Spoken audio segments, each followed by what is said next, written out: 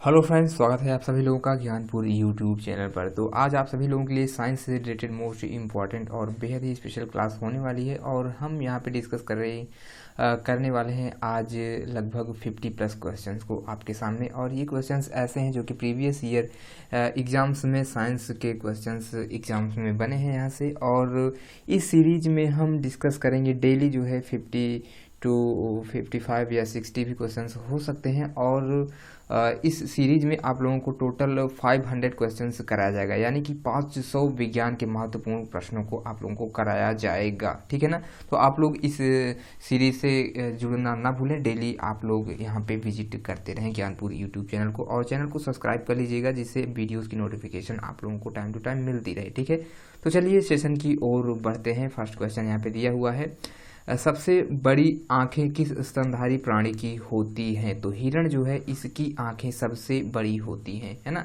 हिरण कैसा प्राणी है? तो ये आपका एक स्तनधारी प्राणी हो जाता है। नेक्स्ट क्वेश्चन है, आज कार्बन डाइऑक्साइड यानी CO2 के उत्सर्जन में सर्वाधिक योगदान करने वाला देश कौन हो जाता है? तो संयुक्त राज्य जो अमेरिका है यह सबसे ज़्यादा CO2 का उत्सर्जन करता है। ठीक है। नेक्स्ट क्वेश्चन है, निम्नलिखित में से किस उद्योग में अभ्रक कच्चे माल के रूप में प्रयुक्त होता है? तो विद्युत जो होता है इसमें सबसे ज़्यादा अभ्रक जो है वह कच्चे माल के रूप में प्रयुक्त किया जाता है। चलिए नेक्स्ट क्वेश्चन की ओर बढ़ते हैं। नेक्स्ट क्वेश्चन दिया हुआ है, विद्युत प्रेस का आविष्कार किसने किया था? तो विद्युत जो प्रेस होता है इसका आविष्कार हेनरी शीले ने किया था। नेक्स्ट क्वेश्चन है हमारा, प्रेशर कुकर में खाना जल्दी पक जाता है क्यों पक जाता है? तो प्रेशर कुकर के अंदर जो होता है दाब यह अधिक होता है। तो अधिक प्रेशर होने के कारण जो है प्रेशर कुकर के अंदर जो है खाना जल्दी पक जाता है। नेक्स्ट क्वेश्चन है यहाँ पे, दाब बढ़ाने पर जल का क्वथनांक होता है? तो दाब बढ़ाने पर जल का क्वथनांक बढ़ जाएगा। चलिए नेक्स्ट क्वेश्चन की ओर बढ़ते हैं। हमारा नेक्स्ट क्वेश्चन यहाँ पे दिया हुआ है, प्रत्येक क्रिया के बराबर व विपरीत दिशा में एक प्रतिक्रिया होती है, यह न्यूटन का कौन सा नियम हो जाता है? तो न्यूटन का यह तीसरा नियम हो जाता है, यानी कि प्रत्येक क्रिया के बराबर व विपरीत दिशा में एक प्रतिक्रिया होती है, यह आपका न्यूटन के तीसरे नियम को बताता है। ठीक है। नेक्स्ट क्वेश्चन है हमारा, तांबा यानी कॉपर का शत्रु तत्व कौन सा होता है? तो गंधक हो जाता है, गंधक जिसे आप लोग कॉपर भी कहते हैं। ठीक है ना। तो ये तांबे का यानी कॉपर का जो होता है जो है शत्रु तत्व होता है गंधक। ठीक है ना। नेक्स्ट क्वेश्चन है, उगते व डूबते समय सूर्य लाल प्रतीत होता है क्योंकि ऐसा क्यों होता है? तो ये हो जाता है प्रकाश की प्रकीर्णन के कारण, यानी लाल रंग का जो प्रकीर्णन होता है वह सबसे कम होता है, इसीलिए जो है सूरज जो है उगते समय व डूबते समय लाल सा प्रतीत होता है। नेक्स्ट क्वेश्चन है हमारा यहाँ पे, चलिए देख लेते हैं, रेडियो एक्टिविता की खोज किसने की थी? तो हेनरी बेकरेल ने जो है रेडियो एक्टिविता की खोज की थी। मोस्ट इंपॉर्टेंट दोस्तों क्वेश्चंस है, सभी क्वेश्चंस आपके एग्जाम्स के लिए बेहद ही महत्वपूर्ण है, इसलिए हर एक क्वेश्चंस को आप लोग ध्यान से देखिए। और ये क्वेश्चंस ऐसे हैं जो कि आपके एग्जाम्स में रिपीट होते रहते हैं। चलिए नेक्स्ट क्वेश्चन की ओर मूव करते हैं। दिया हुआ है, दो समतल दर्पण एक दूसरे से 60 अंश के कोण पर झुके हैं, इनके बीच रखी एक गेंद के बने प्रतिबिंबों की संख्या कितनी हो जाएगी? तो कितनी हो जाएगी? तो 5 हो जाएगी। आपके इसमें फॉर्मूला लगने वाला है 360 डिग्री बाई थीटा। ठीक है ना। और -1 इस पे फार्मूले पे अगर आप लोग रख देंगे तो आपका आंसर 5 हो जाएगा। कैसे आ जाएगा देख लीजिए, यहाँ पे आप लोगों को कैलकुलेशन करके मैं बता दे रहा हूँ।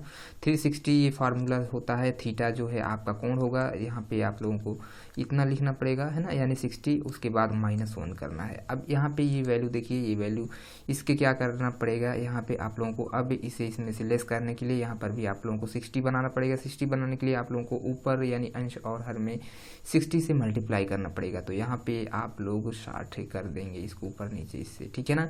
अब ये इसमें से क्या हो जाएगा, ये अब इसमें से लेस हो जाएगा, तो ये आपका 300 हो जाएगा और नीचे बच जाएगा 60। 60 से 60 ये जो है ये 0 से 0 कैंसिल, और ये 6 जो है 5 टाइम्स से कैंसिल आउट हो जाएगा और आ जाएगा आपका आंसर नंबर 5। तो ये फार्मूला आप लोगों को याद कर लेना है। दर्पण जो है प्रतिबिंबों की संख्या पूछ ले तो 360 बाई थीटा -1 ये फार्मूला आप लोगों को याद लिख लेना है। क्या है? 360 बटे थीटा -1 ही हो जाएगा। इस फार्मूले से आप लोग दर्पण में प्रतिबिंबों की संख्या ज्ञात कर सकते हैं। चलिए नेक्स्ट क्वेश्चन की ओर बढ़ते हैं। पानी के अंदर हवा का एक बुलबुला किस तरह बर्ताव करता है? तो एक अवतल लेंस की भांति यह बर्ताव करता है।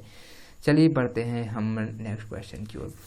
नेक्स्ट क्वेश्चन हमारा है, यहाँ पे दिया हुआ है, इकाइयों की समस्त व्यवस्थाओं में किस इकाई की मात्रा समान होती है? तो विशिष्ट गुरुत्व की जो होती है यह मात्रा समान होती है। नेक्स्ट क्वेश्चन दिया हुआ है, यदि कोई मनुष्य समतल दर्पण की ओर 4 मीटर प्रति सेकंड की चाल से आ रहा है तो दर्पण में मनुष्य का प्रतिबिंब किस चाल से आता हुआ प्रतीत होगा?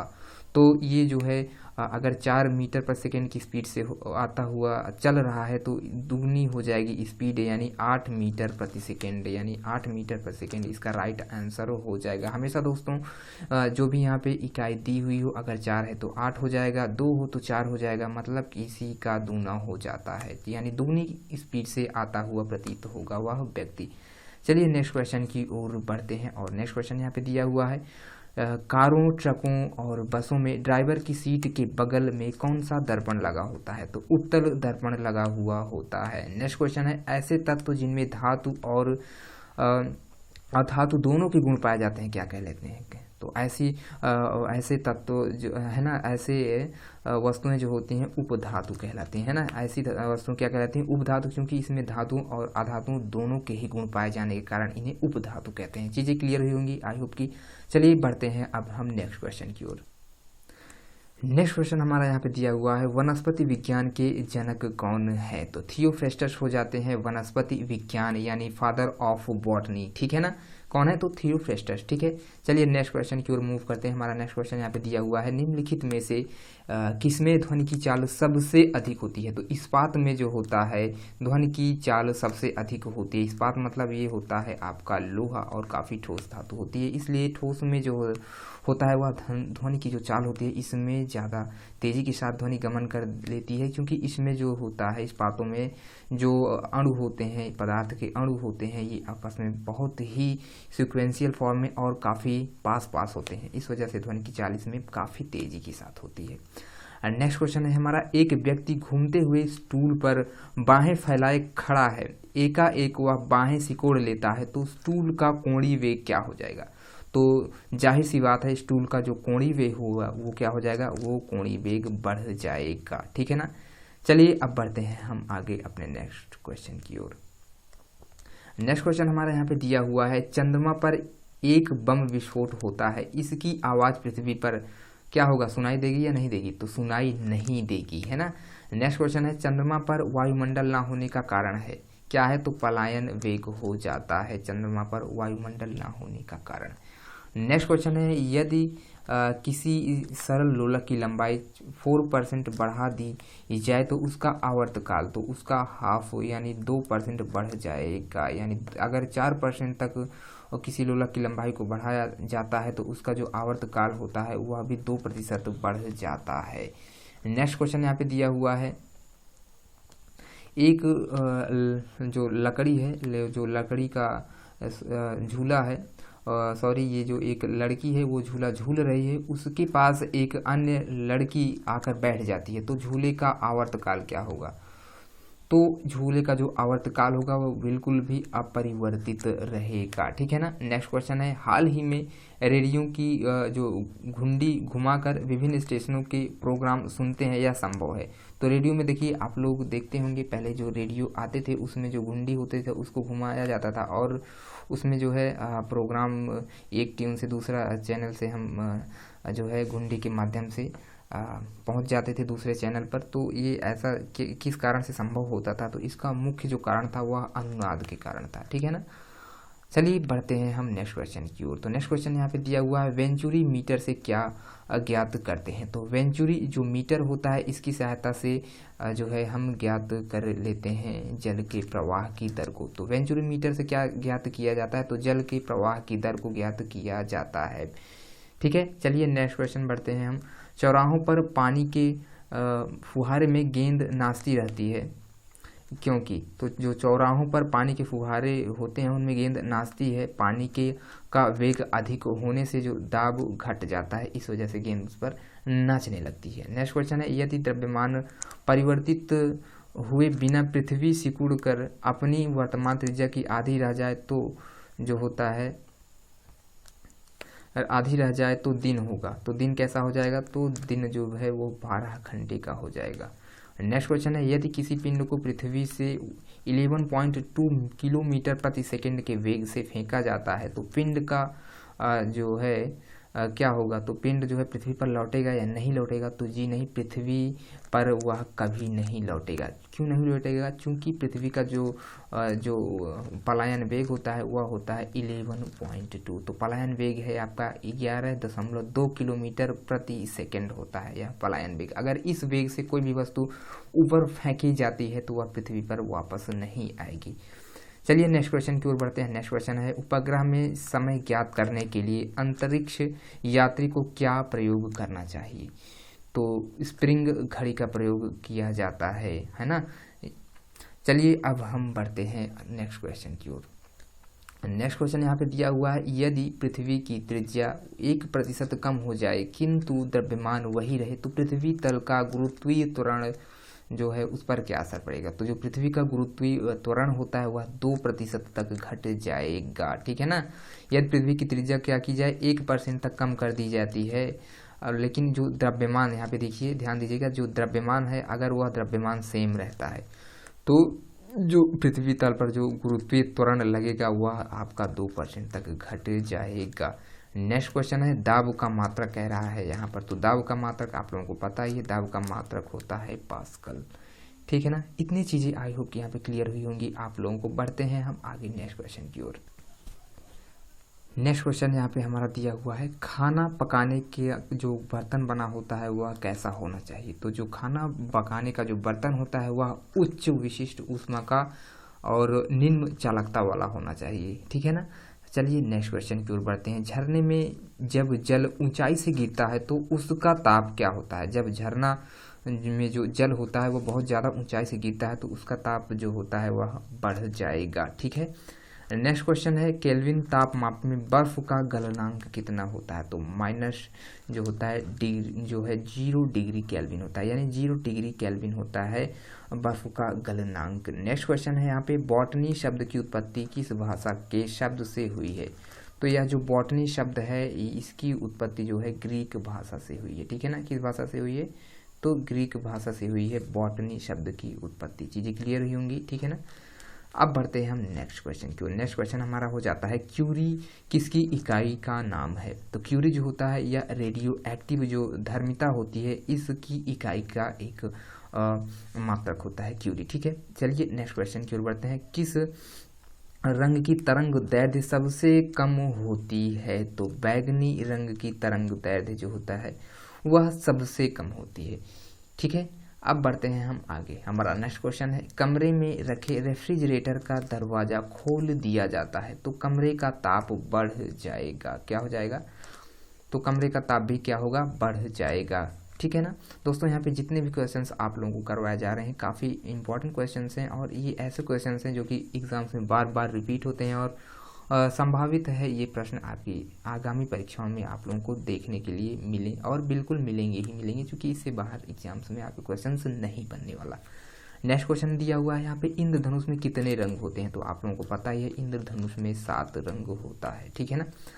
और नेक्स्ट क्वेश्चन है यहाँ पे, सेकेंड पेंडुलम जो होता है इसका आवर्तकाल क्या होता है? तो जो सेकेंड का पेंडुलम होता है अगर बात करेंगे इसके आवर्तकाल की तो 2 सेकेंड्स होता है इसका आवर्तकाल, ठीक है ना। नेक्स्ट क्वेश्चन है हमारा, भारतीय विज्ञान संस्थान कहाँ पर है? तो भारतीय विज्ञान संस्थान, दोस्तों संस्थानों से बहुत सारे क्वेश्चंस आपके एग्जाम्स में बन रहे हैं, तो कुछ इंपॉर्टेंट जो भी संस्थान होते हैं जो इंडिया में हैं उन सभी संस्थानों को आप लोग एक लिस्ट बना लीजिए और उनको अच्छे से जो है याद कर लीजिए। फिलहाल जो भी यहाँ पे जितने भी संस्थान होंगे इम्पॉर्टेंट आप लोगों को प्रोवाइड किया जाएगा, लेकिन आप लोग भी थोड़ा सा इस चीज़ को देख लीजिए। तो भारतीय विज्ञान संस्थान जो है यह बेंगलोर में स्थित है, तो ठीक है ना। नेक्स्ट क्वेश्चन है हमारा, पराध्वनिक विमानों की चाल होती है। तो जो पराध्वनिक विमान होते हैं इनकी चाल जो होती है वह ध्वनि की चाल से भी अधिक होती है, ठीक है ना। चीज़ें क्लियर हुई होंगी। चलिए देखते हैं नेक्स्ट क्वेश्चन की ओर। नेक्स्ट क्वेश्चन है हमारा, भू स्थिर जो उपग्रह होते हैं की ऊंचाई पृथ्वी से ऊंची होती है। तो यानी भू स्थिर जो उपग्रह की पृथ्वी से ऊंचाई पूछा जा रहा है, तो जो यह लगभग 36 किलोमीटर जो होता है होते हैं। तो इस चीज़ को आप लोग याद कर लीजिए। तो जो भू स्थिर उपग्रह की पृथ्वी से ऊंचाई रखी जाती है वो मिनिमम 36,000 किलोमीटर रखी जाती है। नेक्स्ट क्वेश्चन हमारा यहाँ पे दिया हुआ है, या निम्नलिखित में से किस पदार्थ में ऑक्सीजन नहीं है। तो यहाँ पे थोड़ा सा ऑप्शनल क्वेश्चन टाइप्ड हो गया है, तो कोई दिक्कत नहीं है। मिट्टी का तेल होता है, अगर ऑप्शन में होगा तो मिट्टी के तेल में जो होती है वो ऑक्सीजन नहीं होती है। नेक्स्ट क्वेश्चन है यहाँ पे, चिकित्सा शास्त्र के विद्यार्थियों को किसकी शपथ दिलाई जाती है। तो जो चिकित्सा शास्त्र के जितने भी विद्यार्थी होते हैं उन्हें हिप्पोक्रेटस की जो होता है शपथ दिलाई जाती है। क्यों इनकी शपथ दिलाई जाती है? क्योंकि हिप्पोक्रेटस जो होते हैं ये चिकित्सा शास्त्र के जनक माने जाते हैं, ठीक है ना। अब बढ़ते हैं हम नेक्स्ट क्वेश्चन की ओर। नेक्स्ट क्वेश्चन हमारा यहाँ पे दिया हुआ है, कार में रेडिएटर का कार्य क्या होता है। तो इंजन को ठंडा करता है यह रेडिएटर, ठीक है ना। नेक्स्ट क्वेश्चन है, मनुष्य के शरीर के ताप में जो होता है वह कितना होता है। तो मनुष्य का ताप जो होता है वह 37 डिग्री सेल्सियस होता है, ठीक है ना। कितना? तो 37 डिग्री सेल्सियस। अच्छा, अगर ये फॉरेन हाइट में बात करता है तो कितना होता, आप लोग इसे कमेंट बॉक्स में बताएंगे हमें। नेक्स्ट क्वेश्चन है, दूरदृष्टि दोष से पीड़ित व्यक्ति को क्या होता है। तो जो दूरदृष्टि दोष से पीड़ित जो व्यक्ति होता है उसे निकट की वस्तुएं दिखाई नहीं देती हैं, ठीक है ना। अच्छा, एक होता है जो होता है निकट दृष्टि दोष भी होता है। यहाँ पे आप लोगों ने दूर दृष्टि दोष में तो देख लिया, अगर बात आ जाती है निकट दृष्टि दोष की, तो इसमें क्या होता है, इसमें जो होता है दूर की वस्तुएं स्पष्ट नहीं दिखाई देती हैं, ठीक है। चलिए नेक्स्ट क्वेश्चन की ओर बढ़ते हैं। नेक्स्ट क्वेश्चन यहाँ पे दिया हुआ है, किताबों के ऊपर रखे किसी लेंस को ऊपर उठाने पर यदि मुद्रित अक्षरों का आकार बढ़ता हुआ दिखाई देता है तो लेंस जो होता है वह कैसा लेंस होता है। तो अगर जो है पुस्तक के ऊपर हम उठाते हैं लेंस को, तो अगर अक्षरों का आकार जो है बढ़ता हुआ दिखाई देता है तो वहाँ पे बात कर लेंगे कौन सा लेंस होगा। तो उत्तल लेंस होता है। अगर यही जो होता है अक्षरों का आकार छोटा दिखाई देता है तो वहाँ पे अवतल लेंस होता है, ठीक है। अब देख लेते हैं, यदि किसी लेंस से अक्षरों का आकार छोटा दिखाई देता है तो ये बात आ ही गई यहाँ पे, तो कौन सा होता है, अवतल लेंस होता है। दोस्तों मोस्ट इंपॉर्टेंट क्वेश्चन है, इसीलिए मैं आप लोगों से बार बार यही कह रहा हूँ कि आप लोग क्वेश्चंस को अच्छे से दे रहिए। नेक्स्ट क्वेश्चन है हमारा यहाँ पे दिया हुआ है, तारे टिमटिमाते हैं अपवर्तन के कारण, ठीक है ना। तो तारे किस वजह से अपना टिमटिमाते हैं, तो अपवर्तन के कारण। तो दोस्तों आप लोगों को यहाँ पे आज 50 क्वेश्चंस कंप्लीट करा दिया गया है इन जो है लगभग 17 से 18 मिनट में, और ये क्वेश्चंस आप लोगों के लिए काफ़ी महत्वपूर्ण साबित होंगे आप लोगों के एग्जाम्स में। इसी तरह से आप लोगों को आगे भी आने वाले वीडियोस में वन लाइनर फॉर्मेट में प्रीवियस ईयर और एक्सपेक्टेड क्वेश्चंस को जो कि साइंस सेक्शन से बन सकते हैं आपके एग्जाम्स में कराए जाएंगे, ठीक है। तो चलिए फिर इस सीरीज से आप लोग कंटिन्यू जुड़े रहिए, और वीडियो पसंद आया हो तो वीडियो को लाइक भी कर दीजिएगा और अपने दोस्तों में शेयर करना ना भूलिएगा। तो चलिए फिर मिलते हैं नेक्स्ट वीडियो में, तब तक के लिए जय हिंद जय भारत।